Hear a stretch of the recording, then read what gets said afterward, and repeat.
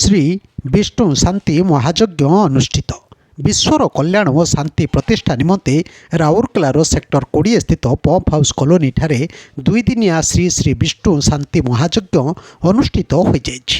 ଏହି କାର୍ଯ୍ୟକ୍ରମରେ ପୂଜକ କଳ୍ପତରୁ ପାଢ଼ୀ ଓ କର୍ତ୍ତା ଭାବେ କୃଷ୍ଣଚନ୍ଦ୍ର ସାହୁ ତଥା ହେମଲତା ସାହୁ ଦାୟିତ୍ୱ ନିର୍ବାହ କରିଥିଲେ। ଏହି 2 ଦିବସୀୟ କାର୍ଯ୍ୟକ୍ରମରେ ଅଙ୍କୁରୋପଣ, ସୂର୍ଯ୍ୟ ପୂଜା, କଳସ ଯାତ୍ରା, ବୈଷ୍ଣବାଗ୍ନି ସ୍ଥାପନ, ମଣ୍ଡଳ ପୂଜା, ପୁଷ୍ପାଞ୍ଜଳି, ଆରତୀ, ବୈଦିକ ଯଜ୍ଞ, ବିଷ୍ଣୁ ସହସ୍ର ନାମ, ଗୀତା ପାଠ, ହରି ସଂକୀର୍ତ୍ତନ ଆଦି କରାଯାଇଥିଲା। ପରେ ସହସ୍ରାଧିକ ଶ୍ରଦ୍ଧାଳୁଙ୍କ ମଧ୍ୟରେ ପ୍ରସାଦ ବିତରଣ କରାଯାଇଥିଲା।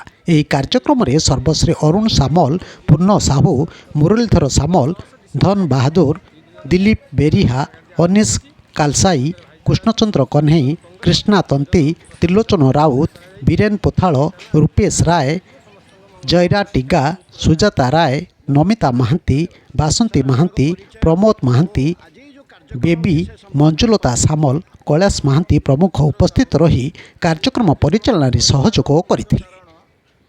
ବ୍ୟୁରୋ ନ୍ୟୁଜ୍ ଓଡ଼ିଶା କଥା।